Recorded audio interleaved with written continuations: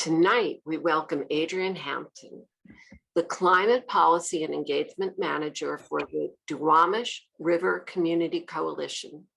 Adrienne will present on advancing climate justice to promote health equity. Why do adverse climate changes and environmental disasters disproportionately affect people of low income and people of color? She will address the origins of this significant problem of inequity and what can be done to promote fairness and justice in climate and public health policies. She works at the nexus of collaborative governance and climate justice to promote public health equity. Adrienne earned her master's degree public administration degree from the Evans School of Public Policy and Governance at the University of Washington. Adrienne also received her certificate in climate change and health from Yale School of Public Health. Her background and career are based on ocean climate action, equity, and racial justice in policy. We're very excited to have Adrienne speak tonight. So help me please welcome Adrienne Hampton.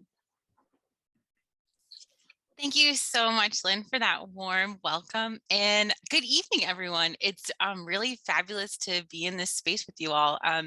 This is a conversation I have been looking forward to all day. So from the bottom of my heart, welcome, and thank you so much for having me. I'm going to go ahead and share a couple slides I have.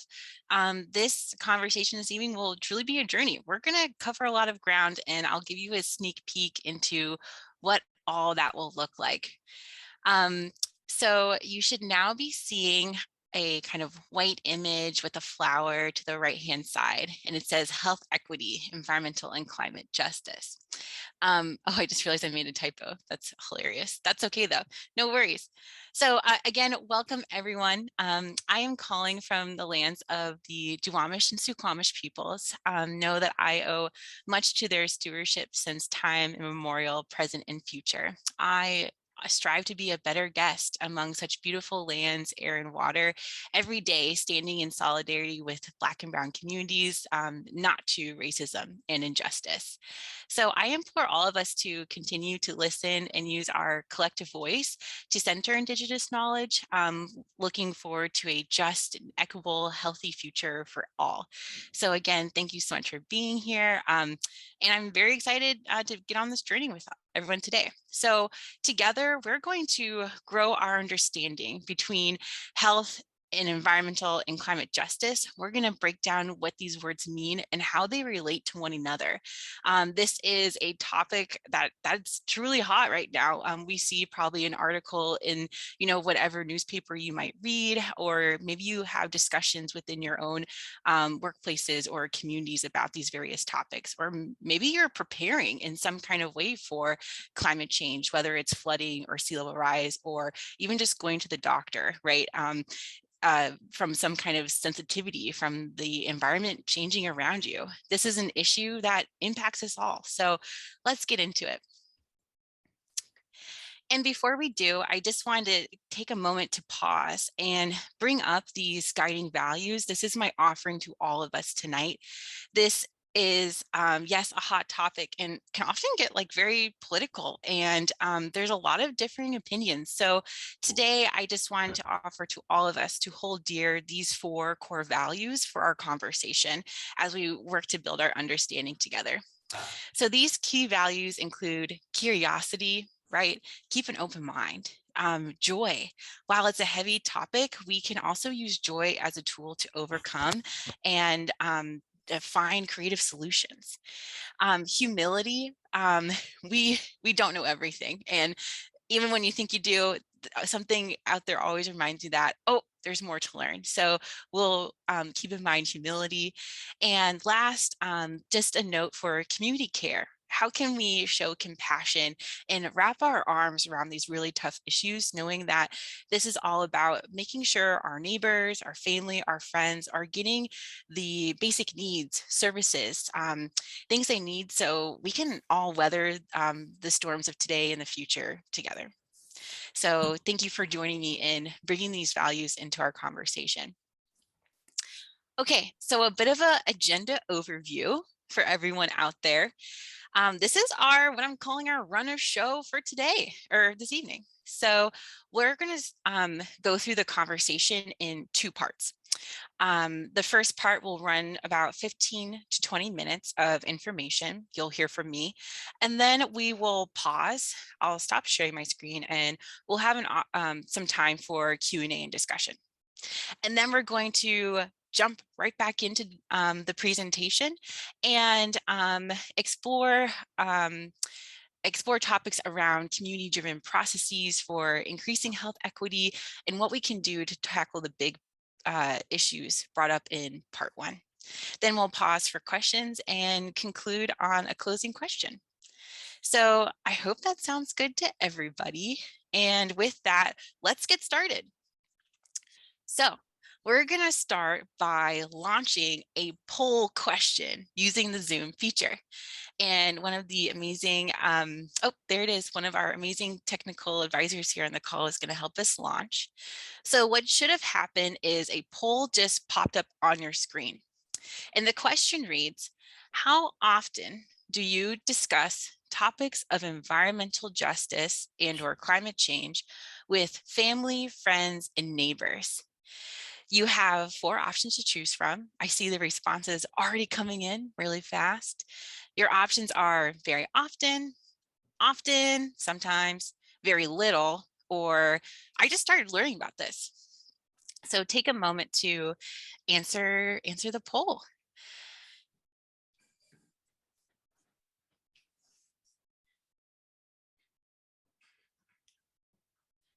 We'll take 10 more seconds. Oh, wow, this is fascinating. All right, and we'll close the poll. Now we have an option now we get to see our results. So the majority of this group expressed that they talk about these kind of topics very often. That is so exciting. Good work, team. It knows that we're kind of all like-minded here. And some folks talk about it often sometimes, and very little folks on the call talk about it very little. So just know that if you're that person, you're in great company and you got a community here wanting to chat your ear off. All right, so we'll move on from the poll. Thank you so much for participating. That was pretty fun. And we are now going to start our introduction into part one. So part one, we're going to explore what does environmental justice mean? How does this relate to health and impacts as well as climate change? And so now I will start the portion where I'll walk us through a lot of information. Okay, so on this slide, we see this image. There's this person standing with a sign, and that sign says, the climate is changing. Why aren't we? This is a question that comes up in my everyday life, every day, every hour, every minute. And I think we're all wondering, why aren't things changing? And I included this graphic here because asking the question why can be incredibly powerful. It can help us unpack and make visible the gaps or systemic inequities that uphold the status quo and make it hard to shift or change injustices that people experience disproportionately. And so in this section, we will walk through 4 main research articles to build a case of why. Why is this? Why aren't things changing? What's holding up the process? And what are those things really rooted in our history that have been really hard to change, that have left a legacy of injustice that harms both people and our environment? Okay, so let's start here. What does environmental injustice mean? Why do we care about environmental injustice? And I just want to make a note that sometimes environmental injustice and environmental justice are used like they can be an exchange of one another. And I think both essentially get to the same kind of point. But when you hear environmental justice, or sometimes said the advancement of environmental justice, that is a community working towards a common goal for a healthier future, or to undo a burden in which that community currently faces. And so environmental injustice can be defined as the disproportionate exposure. So that means one community is experiencing it more than another, to which is very unfair. And this often impacts Black, Indigenous, communities of color, and low income populations to pollution. And its effects on our health and environment. So this means that disproportionately communities of color are living in a closer proximity to environmental hazards compared to other groups across the nation. And this also means that these groups receive inequitable environmental protection and environmental quality standards provided through laws, regulations, governmental programs, enforcements, and policies. So when we ask ourselves that question of why aren't things changing, we know that the scale isn't balanced, right? It's tipped on one end towards a certain group rather than another. And so we can pause here and ask ourselves, why is this? Why are some communities closer to proximity to pollution than others? So in order to unpack this story, and it very much starts with the history of our nation, I'm going to kind of speed up the timeline and start us off in 1964. But this is all to say that there is a legacy of racism in policy, and this has started with the U.S. history of slavery, the erasure of Indigenous communities from their homelands, amongst so many other times in history in which folks have been discriminated against, oppressed just by who they are, right? Their background, their culture, everything they love, essentially. And there's a lot of research that points to this. This is something that we can speak from our own lived experience, but also our academic world has caught up with, that can help tell the story with qualitative and quantitative data. And so I'll walk us through 4 main pieces of research that I've selected for this conversation that I think is going to help us make a strong case. So that includes the legacy of racism in policy, like I was saying, the history of redlining and its long-lasting impacts, updated guidelines from the World Health Organization, and also a fascinating study by Christopher Schill, who looked at how social inequities impact biodiversity, plants and wildlife. Okay, so let's jump in. So I said that we were going to kind of start this story in 1964, and that's purely for the interest of time. We could chat about this all day. But one example I wanted to bring up in starting to tell this story is in 1964, the Wilderness Act and the Civil Rights Act were written. And I here pause and have us ask the question, why were they written separately? Why weren't they written together? If humans are so innately connected to our environment and our health depends on the environment, why wasn't something like the Civil Rights Act and the Wilderness Act actually combined, right? One could say access to the benefits of nature it's a civil right? It's a basic need. It's something that everyone should have equitable access to. But we know that this is not the case. And so sometimes I wonder how I wonder what would have happened if these two things are written together. And I'll just leave that there. And so in 1964, the nation was grappling with the ending of Jim Crow segregation and protecting wild lands. And I think these two things have more to do with each other than that meets the eye. And I think that this is something that our environmental history, or how we talk about environmentalism or the environment, has never truly grappled with. The connection to social justice, to environmental justice, or just purely our social connection to our environment. One could ask, if we extract from the environment, are we thus then extracting from each other? And I think this is a narrative that really needs to be closely looked at. And I can see the world and the narrative starting to get there and starting to tell the story even more so. And so we know that still today, it is not everyone has the same access to the benefits of nature. And that's really sad. That's really inequitable. And it does have lasting health impacts. So let's tell that story.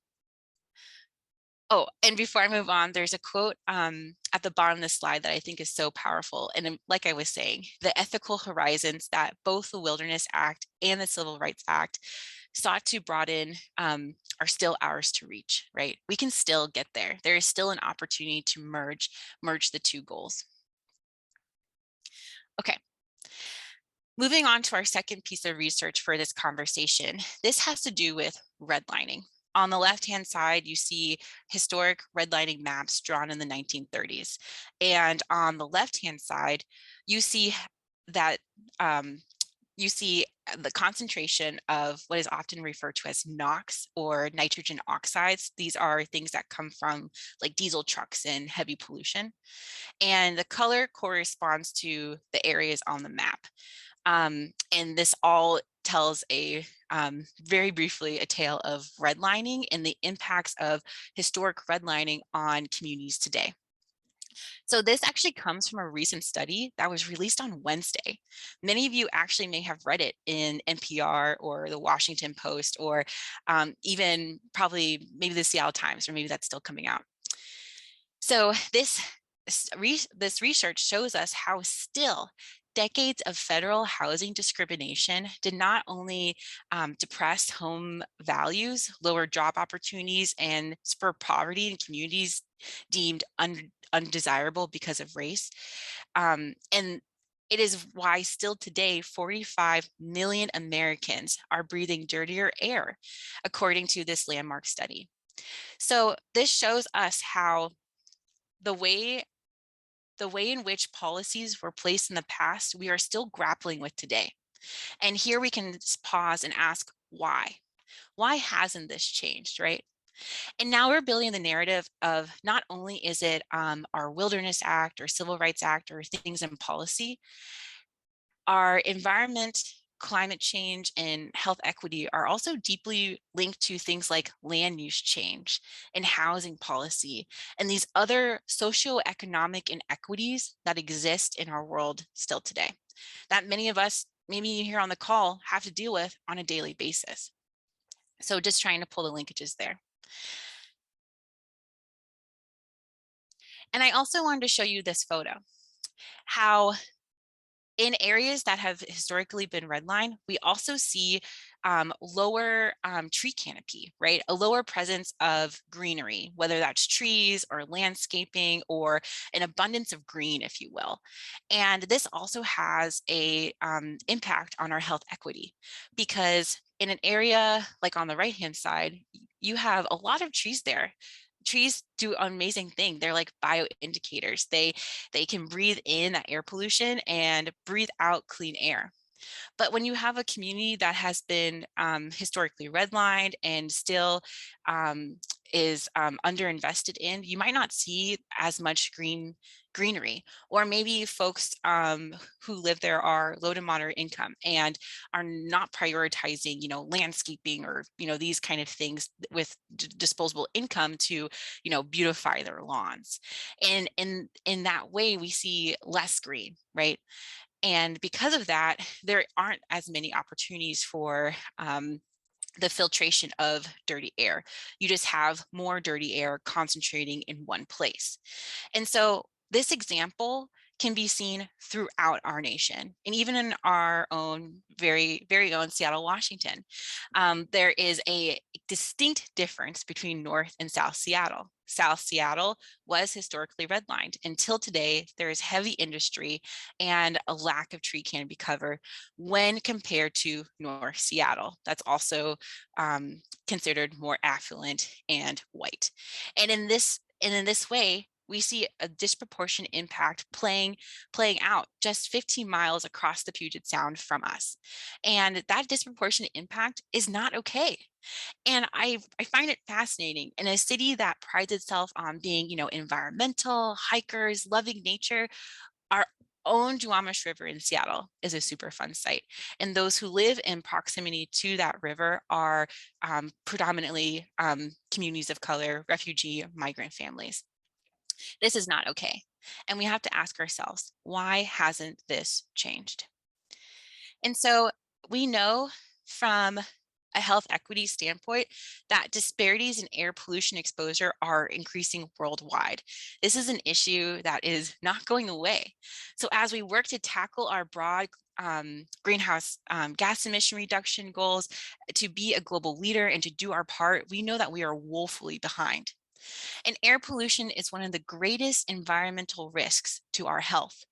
By reducing air pollution levels, countries can reduce the burden of disease from stroke, heart disease, lung cancer, and both chronic and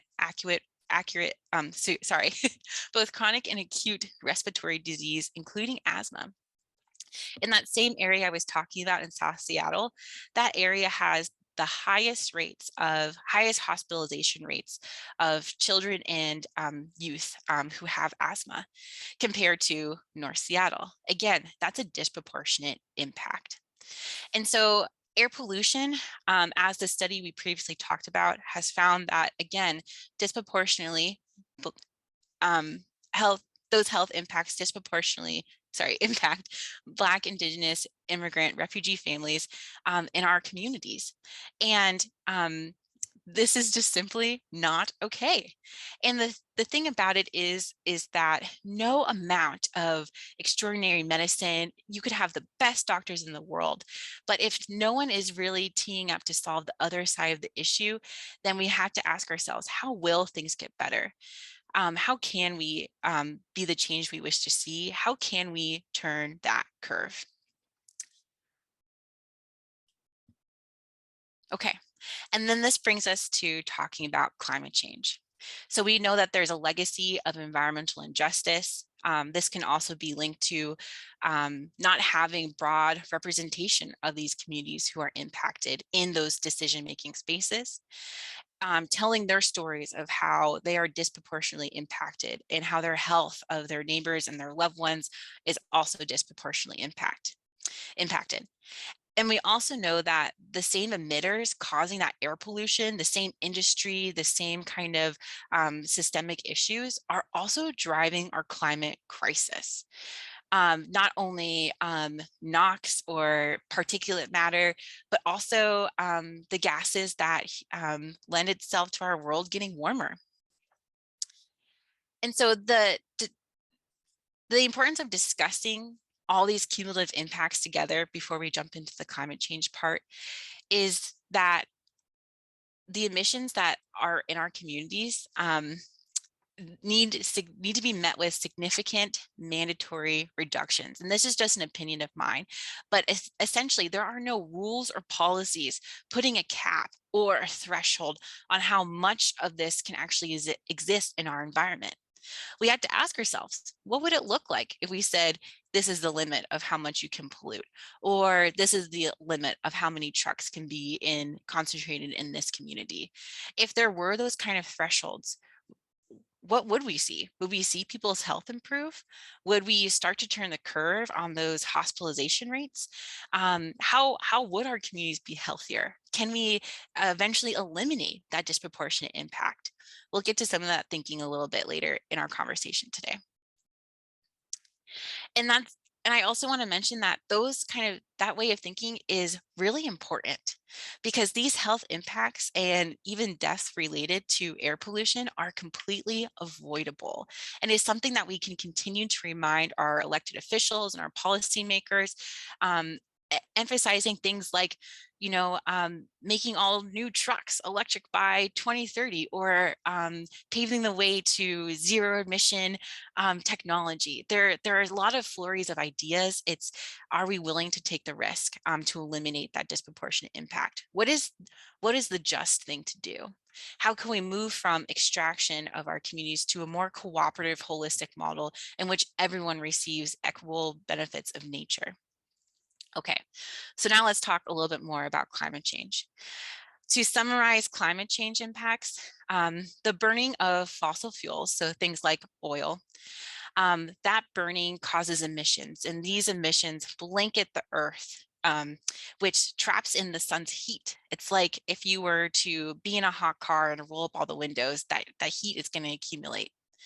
And the world is warming faster than at any point in record in our history. And this causes changes in our environment, as well as health impacts.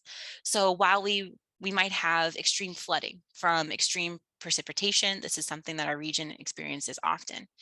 But we can think that if you're living in close proximity to a Superfund site that is contaminated, and then that river floods, and then maybe comes into your home, that is exposure to poor water quality, or it damages our water quality in the first place.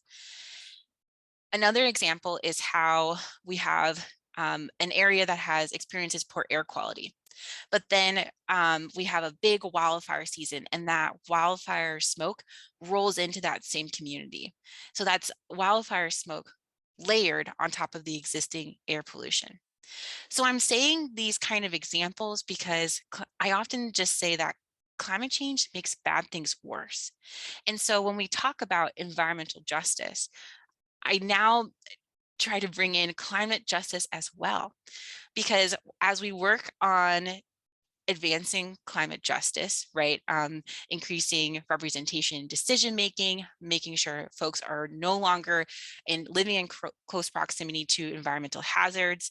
We also need to emphasize that no one should be disproportionately impacted by our changing climate, by climate change, such as extreme storms, hurricanes, etc. And that by growing climate resilience, people have what they need to bounce forward after that event instead of being set backwards. And that's where we bring up the topic of our socioeconomic inequalities. All these things kind of relate to each other.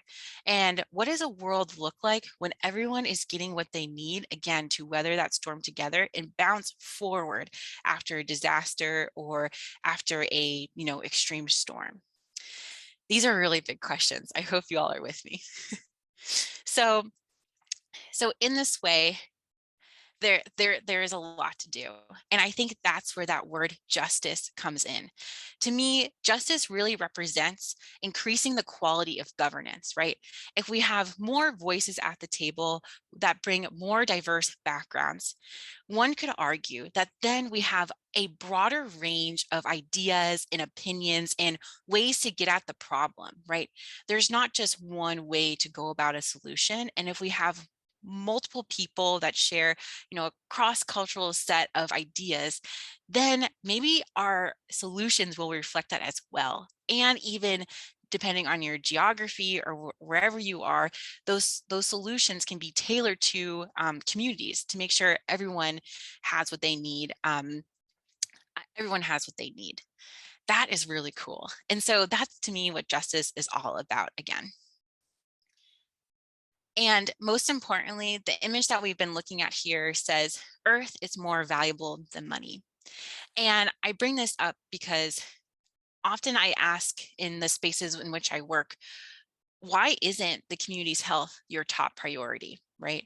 Why aren't we thinking about this goal centering community health? Why isn't that the driver, right, of our actions? And so another piece of justice, I think, is also talking about honest accountability.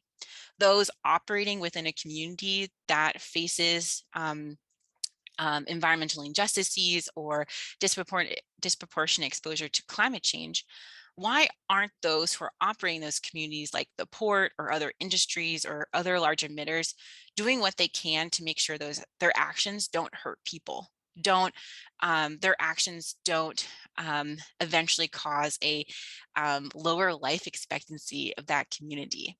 And so by better serving those in which you work around, you can then start advancing a more just future. And that is really, really important.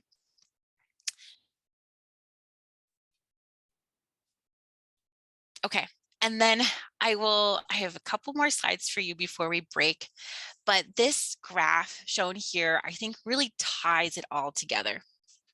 So at the top, we see our climate drivers, right? Things we know that climate change brings. And we've talked a little bit about these already. Increased temperatures like extreme heat, precipitation events, stronger storms, also known as extreme weather events, and things like sea level rise that we know Washington State will be impacted by. And we see how this all kind of relates to each other. There's exposure pathways in which you are then exposed to these things. So you might be exposed to extreme heat. You might be exposed to poor air quality. You might actually be exposed to all of the above. And that exposure is dependent on your environmental context, like what's the land use change around you, right? What is the ecosystem like around you? What infrastructure is available to you, or the geography?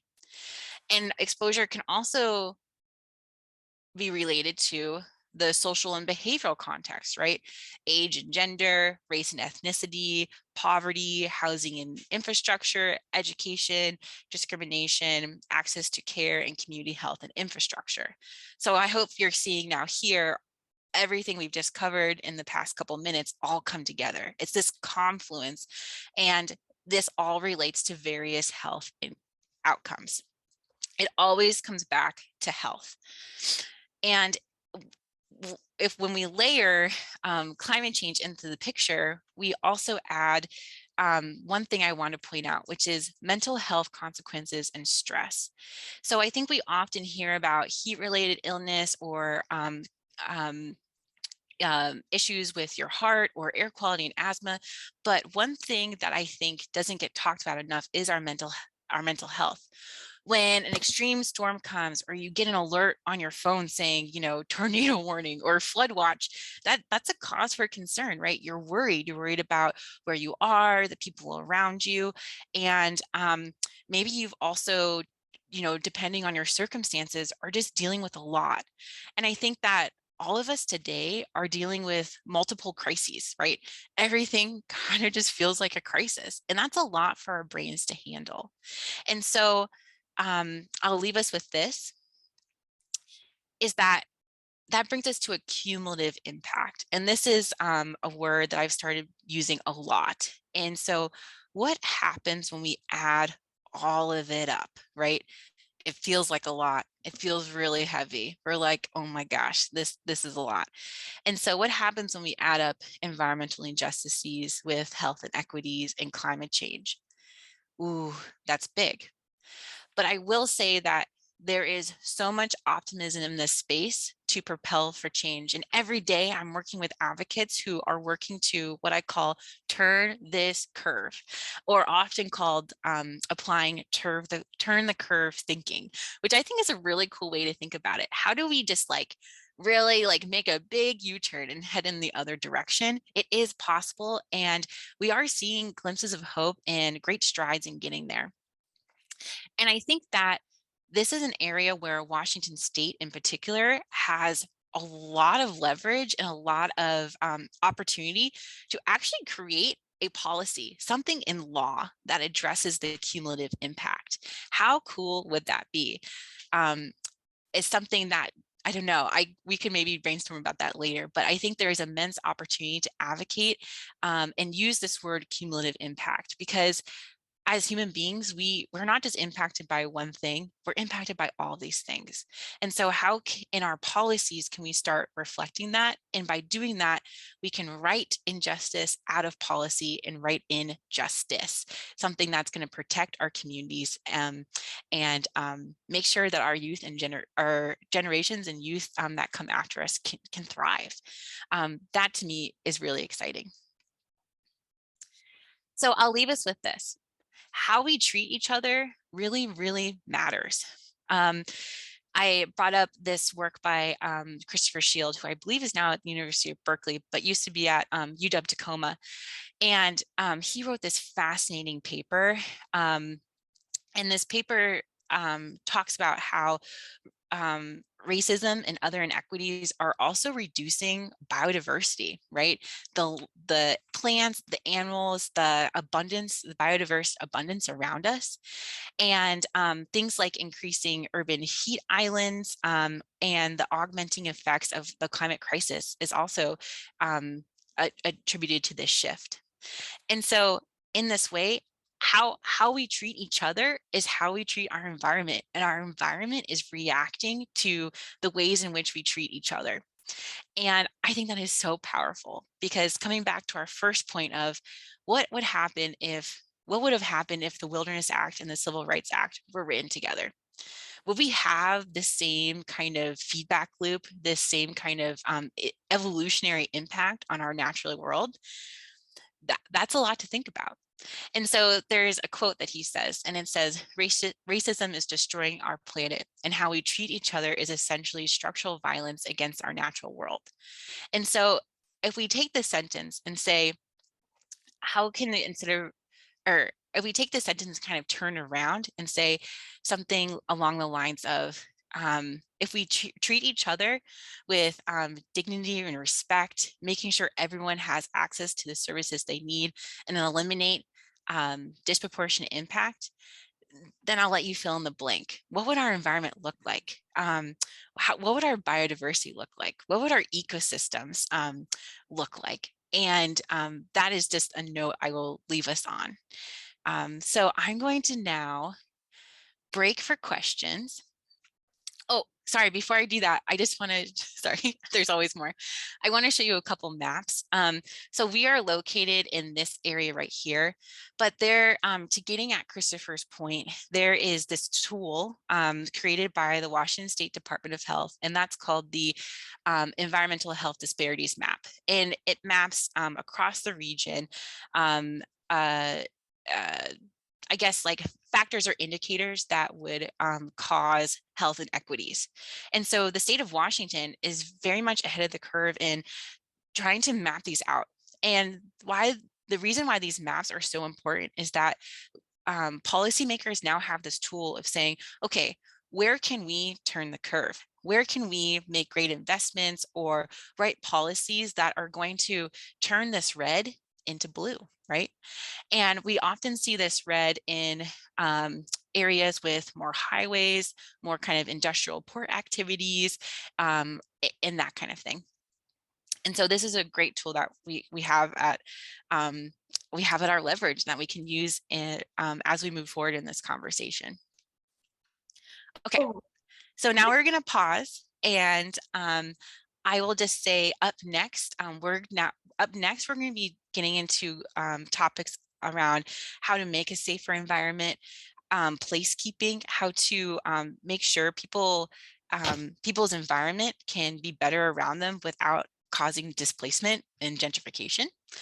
How we can get people more involved in these topics, as well as increasing the quality of governance, like I mentioned before. So I'll pause there. And will now have an opportunity for Q&A before we move into our last segment. So again, feel free to include your questions in the chat, and we'll take about 10 minutes for questions and answers. And with that, I'll pass it over to Jill to help me with the Q&A. Well, this is fascinating. One of the things that you mentioned is that there's laws. Law is part of the remedial actions that are required. What kind of law would be required? In other words, do you know the type? Is it environmental law or family practice? That's not one of them. But do you know what type of law lawyers would be involved in this? Yeah, that's a great question, Jill. Thank you so much. I mean, pick a topic, really. And that's why I love this work in climate policy so much, is because you can essentially tie anything back to climate policy. So I'll give you a couple examples. The first is there are currently a lot of gaps, right, in our current policies. So and some of these things seem so obvious. You're just like, why don't they just go ahead and do it? So my first example is that currently there is no what they would call allowable threshold, or essentially standard for air toxics. So air toxics, things like arsenic, chromium, those kind of things that we know impact community are not regulated by our state. These are things that are allowed to happen without consequence. And I just ask ourselves, if we wrote a policy around a more robust air quality standard that addressed air toxics and more strongly enforce criteria pollutants, things like lead, things like particulate matter, what our communities would likely be much, much healthier. And not only that, but it would also, I think, be really beneficial for businesses, for industries, for increasing workforce, because you're bringing folks into healthier jobs that also make community healthier and lend itself to people being highly innovative and, you know, driving a more what they call a just transition. So that's my big example for you, Jill. It sounds like there's got to be a lot more science before you can make the laws. In other words, it's got to all that defining what's toxic in the particles. And so are there special programs to study these? And is there enough effort being made for the science behind this? That's also a fantastic question. So I think it depends on where you are and it depends on your geography. So I will just, again, pull back my example from South Seattle. So in South Seattle, there has been tremendous efforts of studying air pollution, community participatory research, and we'll talk a little bit more about that. But you can then again ask why. Why is community with, you know, a Puget Sound Clean Air Agency and a Department of Ecology taking matters into their own hands to study their air? And that's because the air monitoring network is very sparse, right? So in Seattle's most industrial area, you only have 2 air monitors that are actually located up on Beacon Hill area, more like totally like not in the path of the pollution. So if you were to ask, you know, what is the data on the local level and trying to connect the health and equities we see to that air data that's on the ground, you wouldn't have any numbers to choose from. And this is also a huge issue because if according to other air monitors, if you just look at one air monitor, for example, and you pull one results, you'll say, oh, everything's good in this area, right? Because all the data gets rolled up into one and it doesn't show you what's actually happening on the ground, or they also call that like disaggregated data, right? It doesn't show you those pockets of pollution. It covers it up. So when we continue to ask why, we can also continue to discover what's not being studied and what happens when you then put an air monitor there, you know, and then you have that information and then you can, you know, spiral some policy change about that. And we've seen this rolled out in Portland. Portland actually conducted its own air toxic study by using moss, moss that grows on trees. It's also a bioindicator and acts like an air monitor. And so they were able to take samples of moss, send that to a lab and show hotspot areas in Portland. And now the state of Oregon has a air toxics law. So we know this is possible, and this is definitely something that I think is on the horizon, at least in the Seattle area. That sounds great. So basically what we need is somebody to write the laws, and then we can get behind them. So what we're seeking from your talk is what can we do to improve it? And, you know, sometimes then there's a law, a numbered law for the state of Washington, and then we can send out a message, say, tell everybody to vote for this particular law. But it sounds like from what you're saying that there's no law there, and and so what eventually, you don't have to answer it now, but eventually what we'd like to know is who's going to write those laws? How are they going to find out? And should we say we want more money to the environmental group? So in other words, what can we do? You've been very effective in showing us what the problem is. And I think that thing about Beacon Hill is really important. When you don't measure the right place, you're not going to get the right answer. And so, and is it eventually, I want to hear if money is behind all this, that they're doing it wrong just so that they can keep the status quo. But yeah, why don't you go on with your work now? Thank you. And just on that note, I do want to mention that Washington State did recently pass what is called the Climate Commitment Act, or the CCA. And it's a big law. There's a lot written into it, and it does mirror California's cap and trade policy. And then to that extent, so I think there are a lot of folks call that, landmark legislation. We passed this, enormous climate bill. But if you read between the lines, there is a small caveat, and I bring this up to get to my next point, and that is that cap and trade policy, it's going to take a lot of time to actually kick in, and it only applies to major emitters. It doesn't apply to things like airplanes that pollute ultrafine particulate matter. It doesn't include our transportation or heavy duty fleet sector that we know are most concentrated in communities of color or disproportionately impacted communities. And it doesn't cover the wide range of criteria, pollutants that we know are directly linked to environmental justice communities in which we just covered. So while we have one law in place that I think many people are proud of, we need more than just one. We need comprehensive strategies across the board. And it's not just laws, but it's also things like we talked about, land use change, even things from, our healthcare system, right? Things like getting resources out to community, to make sure that folks are prepared in advance. So just basic preparedness and mitigation, as well as, so I covered laws, land use change, policy, and then regulation. I want to bring up a note of compliance here. How can we set the rules, but then we need to also make sure that people are complying, right? These industries aren't being bad neighbors, and they're doing what they need to do. So compliance also plays a key role in that as well. So with that, should we move into our next portion? Okay, thank you, everyone. So with that, we are now going to kind of move into our upbeat. Okay, we talked about everything that is lending itself to disproportionate impacts across many groups in many different ways, and we've highlighted health and equity. So now let's kind of talk about together as a community what we can do.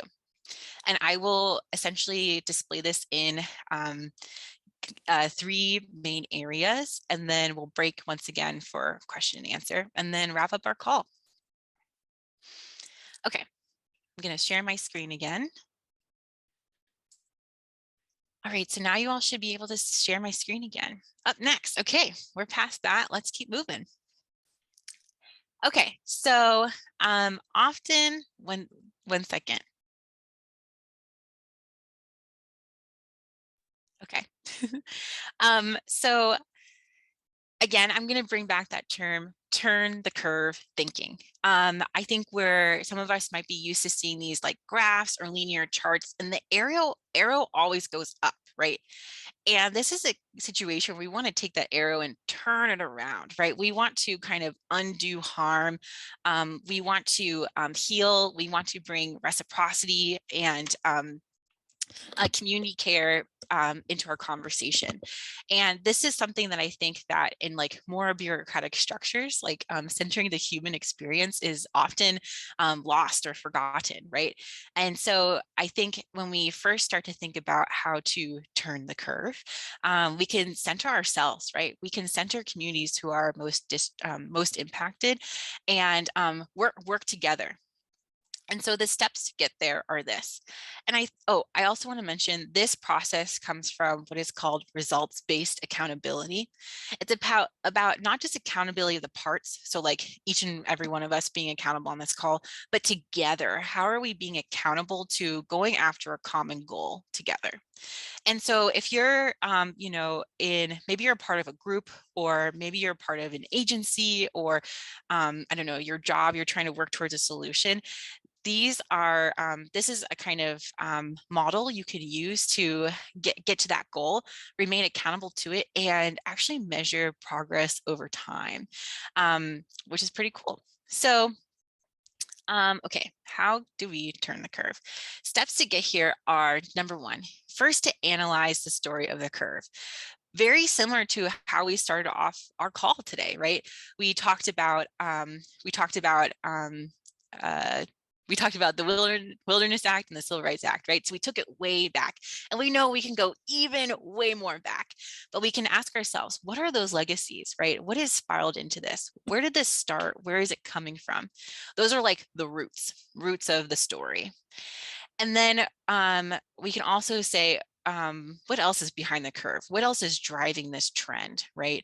Why is this? We can think about things that are happening around in our environment, the things that we see every day, and then also like the immediate impacts that we experience because of whatever the problem is that we're trying to solve. So that is telling the story behind the curve. And then imagine you have a post-it board with all these stickies that tell us the story behind the curve. Then we can say, okay, now that we kind of understand the whole picture, then we're able to come up with a holistic way to get at each one of these pieces of our story. And there might be pieces of the story that overlap or sequence together. And in that way, we're able to couple the points of our story and ask ourselves, okay, how do we turn this around? And that thus becomes a strategy. And the strategy, coming up with a strategy of like your activity or your action or how you're going to go about tackling this thing is really, I think, a nice, succinct way of thinking about what we can do to solve a problem, or, even just how to make a decision of where to start. And to layer on top of that, the accountability piece is, it's important to, when you kind of decide what you want to do, it's also important to decide what is the change you wish to see. Who will be better off? What will be better off if you are successful? And to kind of name that in the beginning and call it maybe something like your indicator is really important, because then while you're in the work and why things are going hard, you always have that North Star. You always have something to go back to and say, this is my indicator and this is what I'm trying to get towards, right? And even that can have a great ripple effect, but it keeps people on task. And I think it's really easy to say, I'm just one person, it's so overwhelming. And it truly is overwhelming.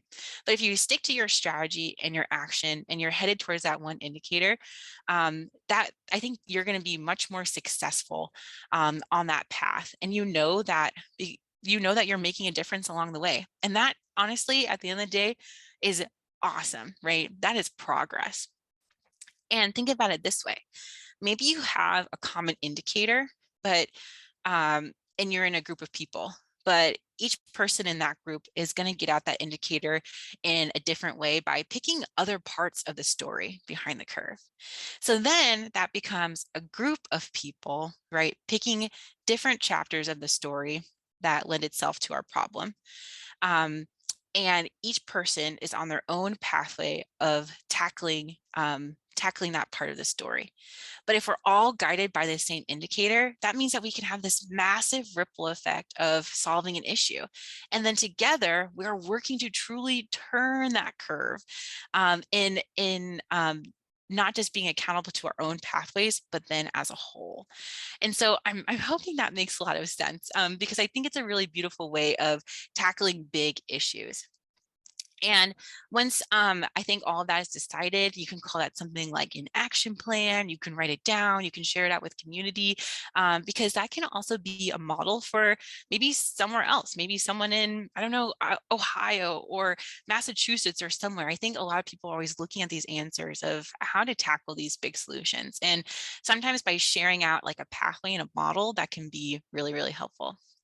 And then once you feel like you're successful and you achieve that indicator goal, repeat. You can apply this thinking somewhere else. Often I just go to the grocery store and I'm like, okay, what am I going to have for dinner today? How do I want to feel about my dinner? But in my daily life, we focus on reducing rates of asthma. And so we can pick our indicator of maybe it is increasing active transportation, right, to move away from diesel pollution. Then we know that there are multiple actors who have a role to play in that action. And together we can move away from diesel pollution, move towards more active transportation models, and thus be a slice that is going to help improve conditions that contribute to asthma. So hopefully that thinking is maybe helpful to you as you might be seeking to tackle a big issue. Okay, the second area in which I think we can start to turn that curve or tackle these big issues and eliminate disproportionate impact is through a spectrum of community involvement in research. This is one of the more one of the areas that I just love and is near and dear to the work that I do every day as well. And sources at the bottom if you want to look up the paper later. But essentially, this model, it shows that there are like these 5 main key areas for increasing the levels of community involvement, impact, trust, and communication. And this is really important in decision making and policies. I often hear people describe it as decisions about us, no decisions about us without us, right? That's something really fun to also use in a testimony, because I think it's really important to consider that if someone is proposing a land use change or, a building in some area or I don't know, something, and someone from that community in which that work is taking place is not represented, that is not okay. I consider that unacceptable. I think it's really important that if whoever is going to be impacted or influenced by, that decision, you have a broad representation of voices who can either speak to that issue from their lived experience or who are highly knowledgeable in that area present, right? To make sure that there is no undue harm. And this is how we can take steps to also rewriting the history of environmental injustice, because we know that people are living in close proximity to pollution because historically they didn't have a say in where that pollution or industry was going to be placed. And so because they weren't there, it was placed in their neighborhood because someone else was there who had more resources or more say or more power or more legal leverage was a part of that story. And it's really important to have that kind of representation at the table. And we can also see that in areas of science and research, which is really cool. And so levels here include things like outreach, and who doesn't love a little bit of outreach or like a community event or something like this where people can just like show up. You provide folks with community with information, and in this way, you're expanding channels of communication, right? And there's an reciprocal knowledge sharing and flow. And maybe you want to get more nitty gritty into the topic. This is where consultation is incredibly important. And that cannot be understated. And so by consult, we mean more community engagement, right? More involvement, more feedback to help, whether it's get information on a research project or maybe it is that policy, right? Maybe someone asks you, what are you impacted by and how can I change it? And how can I then write that change into this piece of legislation? That is a big deal. And that is something that can impact our future generations in a really positive way. So more representation at the table. And as my boss would say, not there to warm seats, but to be heard and have our opinion written down, right? So that's incredibly important. And then these all kind of roll up and interact with each other. I also want to say they don't have to be like singular. And so in that way, this is all kind of rolling itself up into community involvement. There is this bi-directional, right? That reciprocal relationship where you're involving participation, whether it's like a workshop or, bringing in a body of youth to comment or, participate alongside of you in these decisions, right? So it's not just like, okay, I'm gonna get your opinion, thanks so much, but it's a continuous engagement and relationship that lends itself to building that trust, right? Building that line of communication for like a more just future. And then that can all, I think, lends itself to see how it all kind of relates to shared leadership and participation. We are all leaders, right? And I think that it's it's often forgotten that like our elected officials in our governments are there to serve us, right? All of our voices matter so much, and in that way we are all leaders. I also say, you know, there's not just one Aretha Franklin, right? How many amazing singers are out in the world? And in this way, we can all be leaders. And I think this is really powerful, that like shared leadership model, or some call it like a shared power, because we all bring that power to the table, right? We all have something significant to contribute in decision making. And then it's really important in that decision making space, whether it's, you know, at the federal level or the state level, or even just like your city, county governments, that decisions and that conversation is balanced, right? Not one person is like dominating the conversation more than the other. You know, like there is number one, great facilitation, and then number two, there is a way to not bias one person's opinion over the other, making sure that, again, in that shared power setting, that what everyone has to contribute, what everyone has to there. What am I trying to say? There is essentially a partnership and a building of trust that is balanced, and therefore not one group, right, benefits at the expense of another.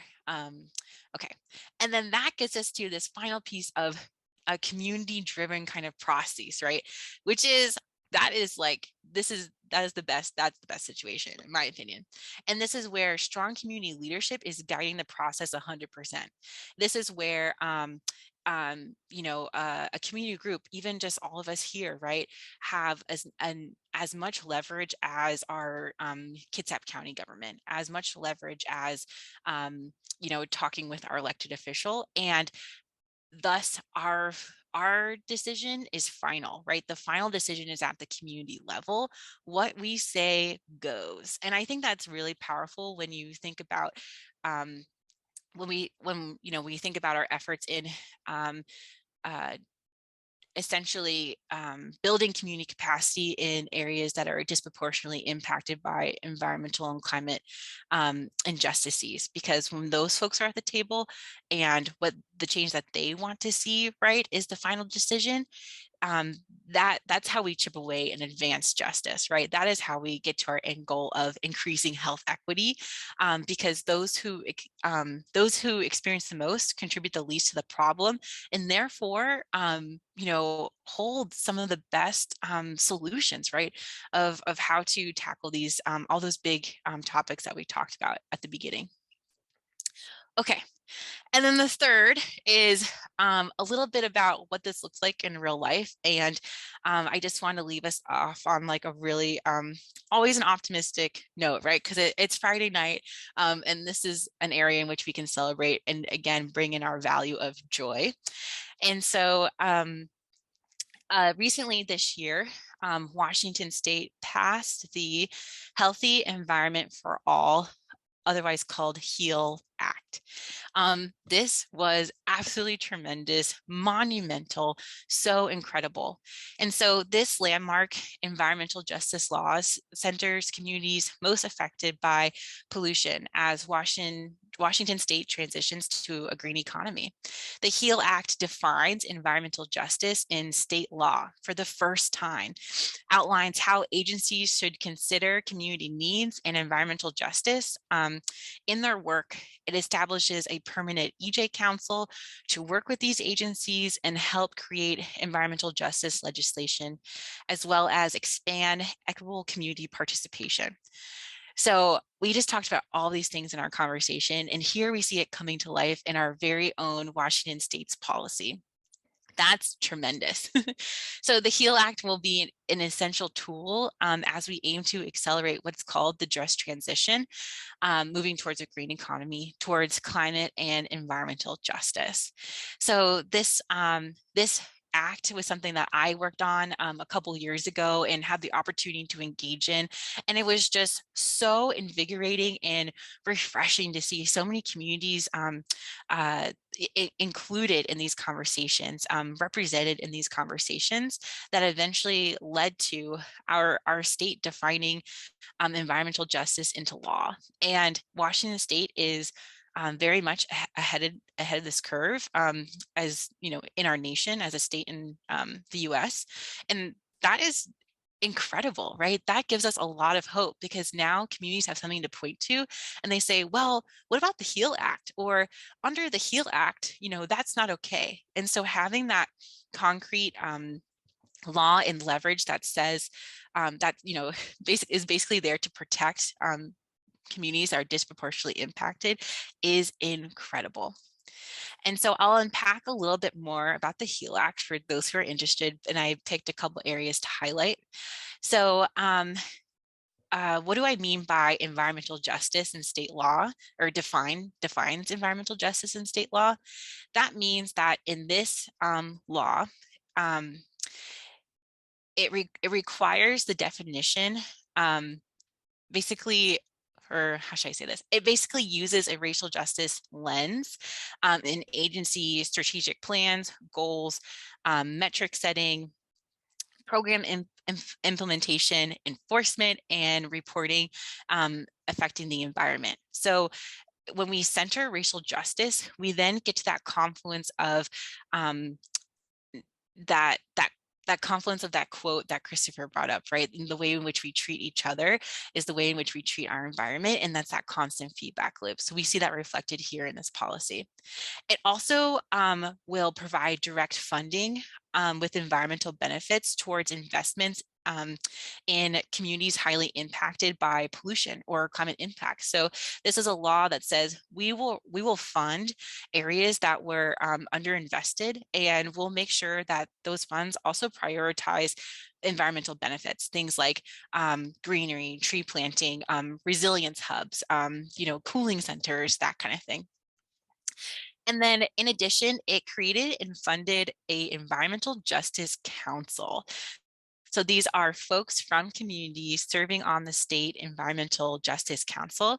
And the council will then support integrating environmental justice into state government and report progress to our governor, to Inslee, and establish an Office of Environmental Justice advocates to ensure agencies comply with obligations stated in the HEAL Act.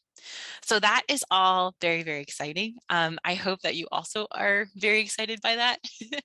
And, you know, before I wrap up, and I just have a couple more slides from you, I just want to give a huge shout out to our youth, the young people who are coming up in this work and who are doing an amazing job. And it's because of this energy and this vision and tremendous commitment to justice that we are seeing these kind of changes. And with that, and in my job, I'm seeing much more job positions actually open up that address environmental justice. So not only do we see broader representation now in our state laws and representation in decision making, but also in job positions where agencies can then internally and externally move forward and advance environmental and climate justice in their own ways. And I think it's all these elements coming together that will make for a perfect equation to, again, tackle that cumulative impact, which will eventually lead to an increased health equity, I think, in our state. And that's tremendous. That's really exciting. So I think that's my last slide. Oh, yep. So I'll leave us with that. And before we move on, we have, oh, actually I had one more slide, sorry. But it's no big deal here. I just had one more slide, and that's just to say thank you. So here we kind of conclude that climate justice is social justice. And as we work to be good neighbors, care for our families, care for one another, and advocate for social justice, by doing so, we're advocating for climate justice too. Again, to make sure that together we can weather the storms of the future. So thank you all so much for listening, for your ears. I know we've covered so much ground, but I will wrap. And before we get into more questions, we're going to launch another poll. So this poll asks us a concluding question based under our conversation. Okay, and now we ask the question, how confident do you feel now to participate in discussions of environmental justice and climate change with your family, friends, and neighbors? So take a second to answer that question.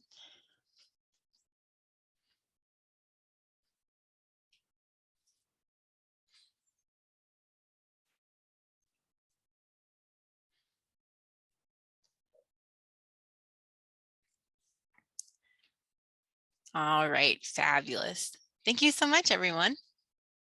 I'm glad more people are feeling more confident, right, to share out these lessons, or even just to think more on what we talked about today, to take it back, process, and do your own learning.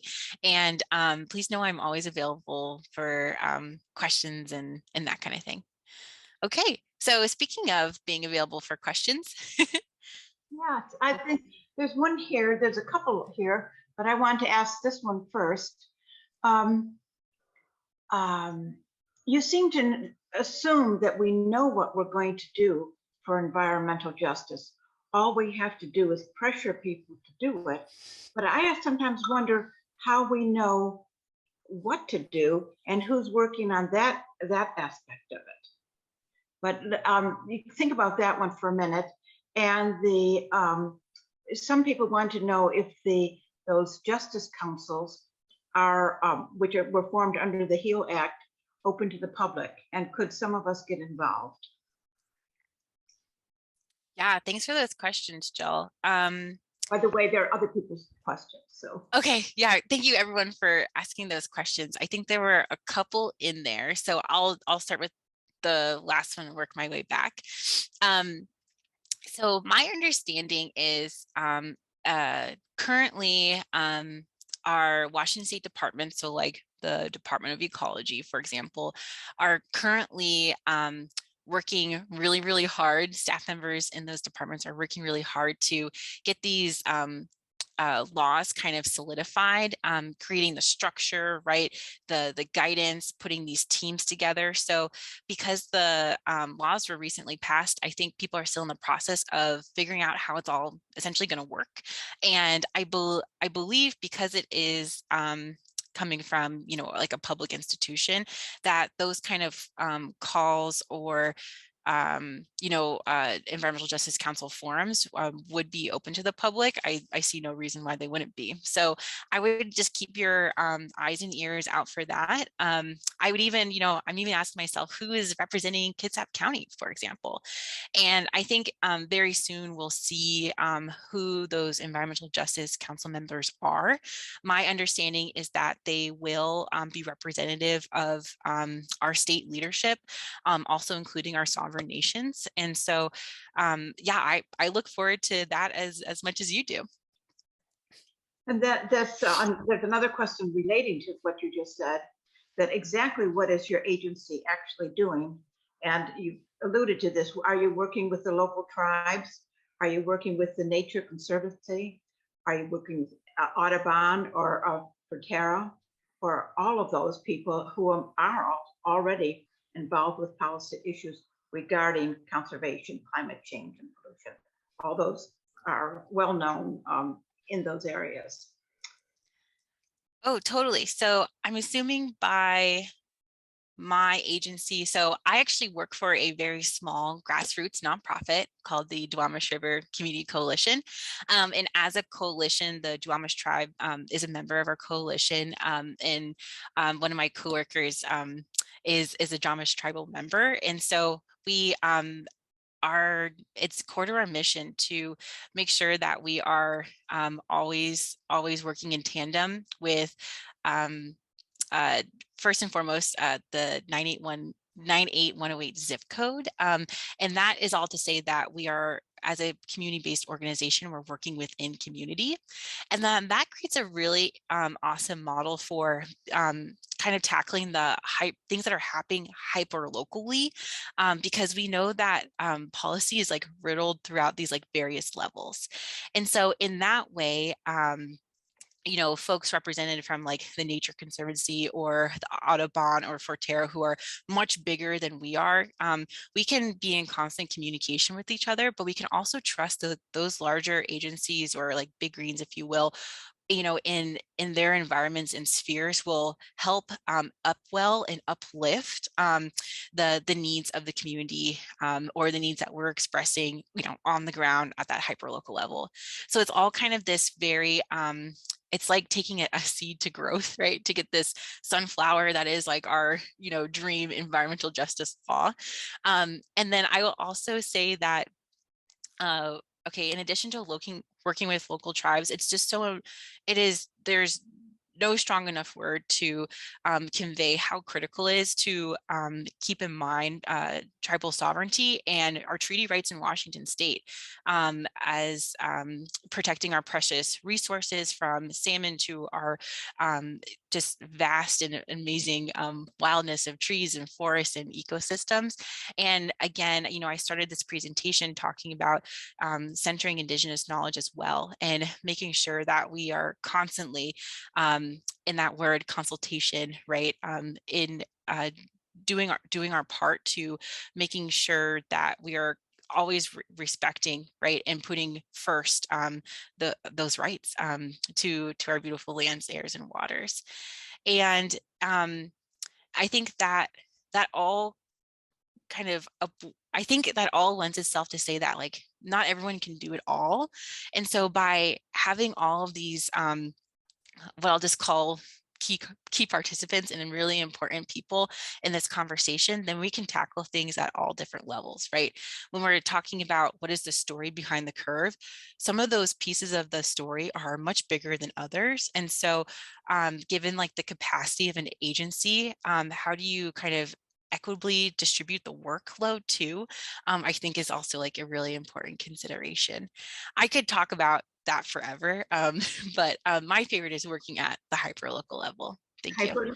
Do you think giving money then to the Nature Conservancy or to Audubon would be a good way for us to contribute, and would it help with your group also then?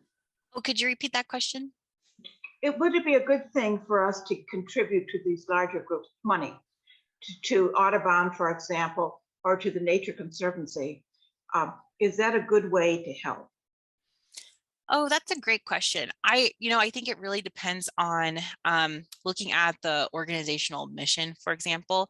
And that's a tricky question to answer. But if it were me, speaking from my personal opinion, I would first and foremost look into what that organization is doing, how their work aligns with my interests, as well as their values, right? Always sticking to your values, and their mission.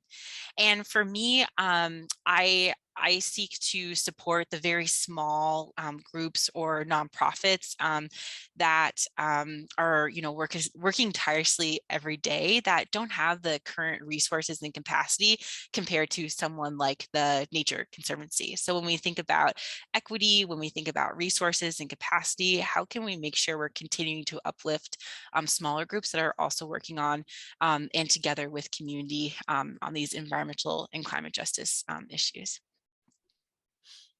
And then I think this is the last one. These agencies that were mentioned already, they do work at local levels as well as state government. And anyone can join these agencies to get policy updates and see what's happening locally. So I guess the point is there. Yeah. Well, thank you very much. Is there anything else you wanted to add? So we've got several ways that we can contribute, not only to the small, as you say, hyper local places like yours, but also that the other ones that we've mentioned already So one other question just came in, that this person wants people to know that it is not about money. It is about community, science, and actually community and science. I think that's Absolutely. Reflecting everything in the presentation for sure. It's I often refer to as people power, right?